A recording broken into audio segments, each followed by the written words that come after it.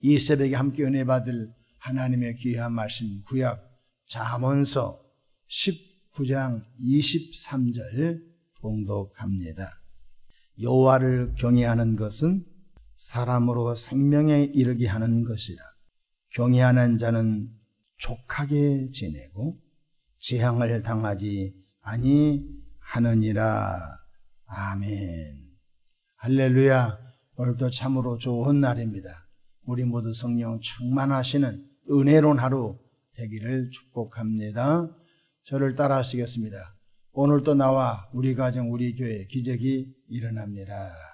오늘도 나와 우리 가정 우리 교회 기적이 일어납니다. 아멘. 저는 본문 말씀을 통하여 재앙을 당하지 않는 삶, 이런 제목으로 함께 은혜를 받고자 합니다. 아담의 에덴 동산에서 하나님의 말씀을 반역하여 선악과를 따먹고 범죄한 후, 범죄한 아담과 하와는 에덴 동산에서 추방을 받고 죄악된 세상에 나와 사고와 우환과 환난과 풍파와 질병과 전염병의 고통 속에서 살 수밖에 없는 절대 절망적인 상태에 빠지게 되었습니다.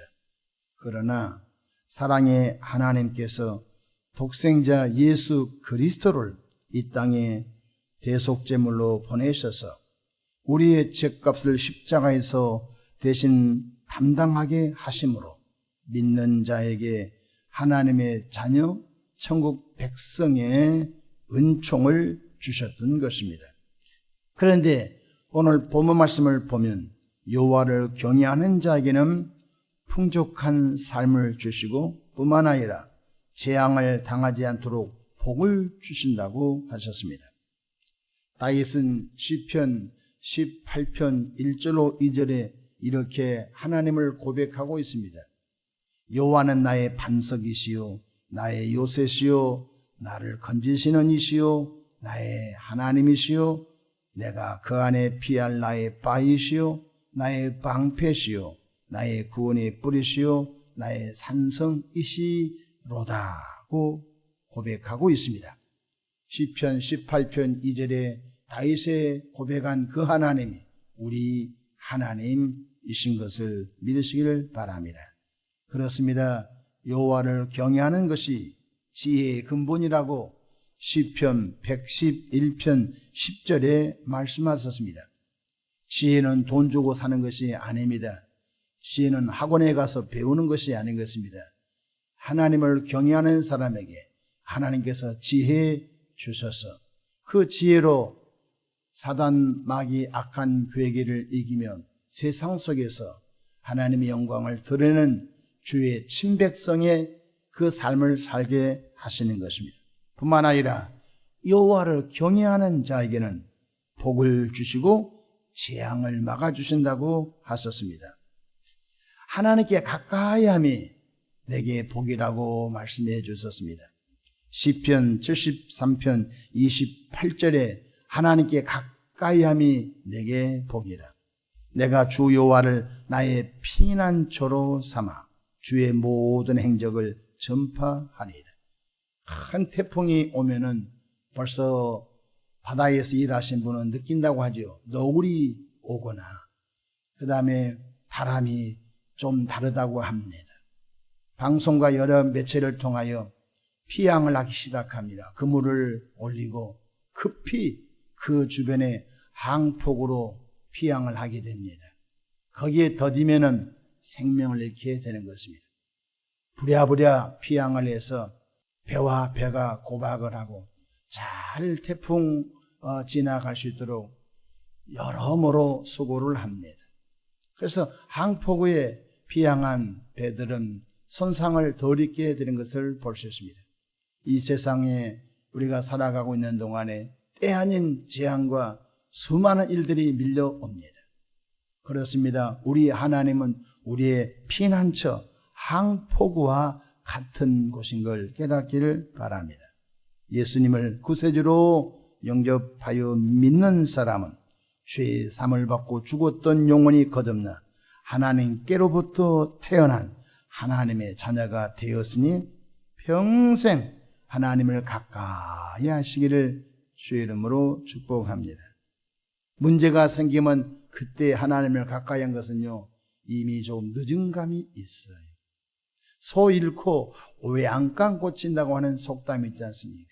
문제가 생기고 난 다음에 부랴부랴 하나님을 찾는 것은 어리석은 삶인 것입니다.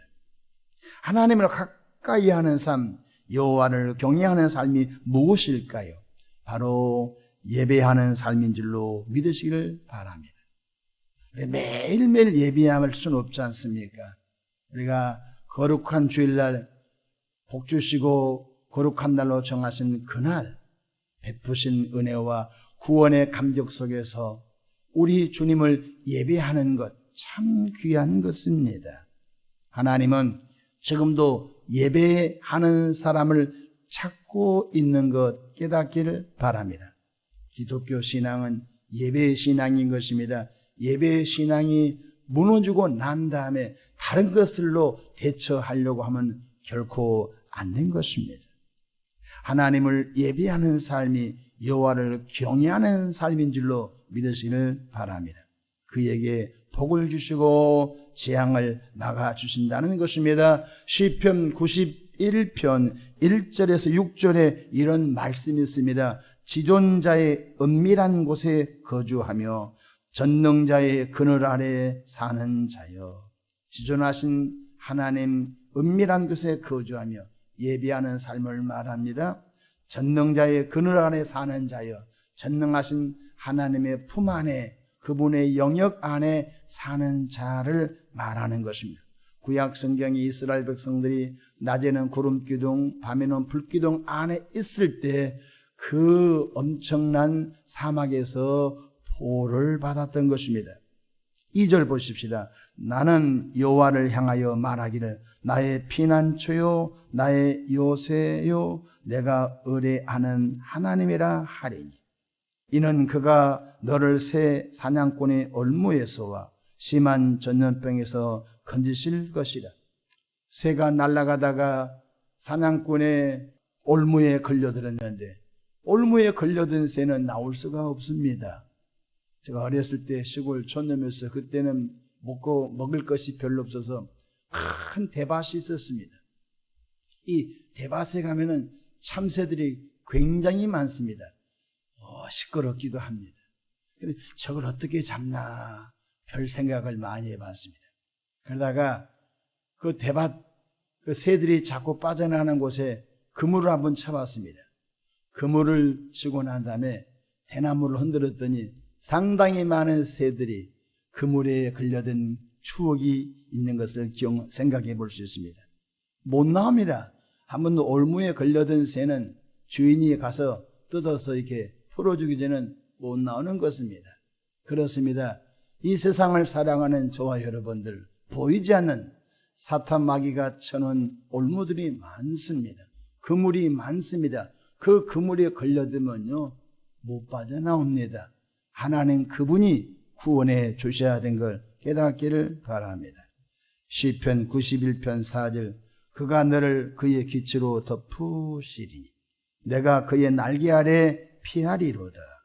그의 진실함은 방패와 손방패가 되시나니라고 말씀했습니다. 여호와 하나님이 우리의 방패가 되시고 여호와 하나님이 우리의 손방패가 되어 주신다는 것입니다. 시편 91편 5절에 너는 밤에 찾아오는 공포와 낮에 날아드는 화살과 그렇습니다. 낮에 찾아오는 공포가 얼마나 많은지 알 수 없습니다. 우리 한국도 곳곳마다 치안이 안전한 나라, 좋은 나라에 있는데 최근에 와서 치안이 무너지면서 끔찍한 일들이 얼마나 많은지 알 수가 없는 것입니다. 밤에 찾아오는 공포와 낮에 찾아 날아드는 화살 너무 많습니다. 이걸 어떻게 다 우리가 막아낼 수 있습니까? 자녀들이 유치원에 가고 자녀들이 학교 가고 직장에 가고 아내와 또 남편과 부모님이 각각 주어진 삶에서 흩어져 사는데 어떻게 부모님이 어떻게 자녀들이 어떻게 다 가족들을 챙길 수 있습니까? 그런데 성경 보십시오. 너는 밤에 찾아오는 공포와 낮에 날아드는 화살과 어두울 때 퍼지는 전염병과 밝을 때 닥쳐오는 재앙을 두려워하지 아니하리로다. 왜 그렇죠? 여호와께서 우리를 지키시기 때문에 그런 줄로 믿으시길 바랍니다. 나는 너를 지키시는 자라. 나는 너를 지키시는 자라. 얼마나 감사한지 알 수 없습니다. 여호와는 내 편이시라. 얼마나 감사한지 알 수가 없는 것입니다. 오늘 또 여호와를 경외하며, 오늘 또 하나님을 가까이하며, 오늘 또 하나님의 말씀을 묵상하며, 오늘 또 하나님의 인도하심을 따라 하나님께 영광을 돌리는 은혜로운 하루 되시기를 축복합니다. 그렇다고 한다면 재앙을 막으시는 하나님의 은혜 안에 오늘 또 거하게 될 줄로 믿으시기를 바랍니다. 여러분은 여호와를 경외하는 경건한 사람입니까? 그렇다면 주님께서 복을 주시고 재앙을 막아 주실 것입니다. 주의 품 안에 거하는 나와 여러분 되기를 축복합니다. 기도하겠습니다. 좋으신 하나님 우리 아버지, 여호와를 경외한 자에게는 복을 주시고 재앙을 막아 주신다고 하셨으니 하나님을 경외하며 하나님의 말씀 안에 거하는 은혜로운 삶을 살도록 축복해 주옵소서. 사단 마귀악한 영들이 수많은 그물을 쳐서 우리가 그 죄악의 그물에 걸려들기를 원하고 있지만 시험 당할 때 피할 길을 내어주시고 능히 감당하도록 역사해 주시옵소서.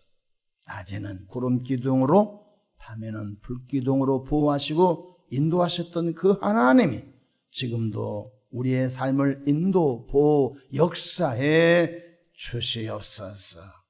오늘 또 재앙은 예수 이름으로 넘어갈지어다.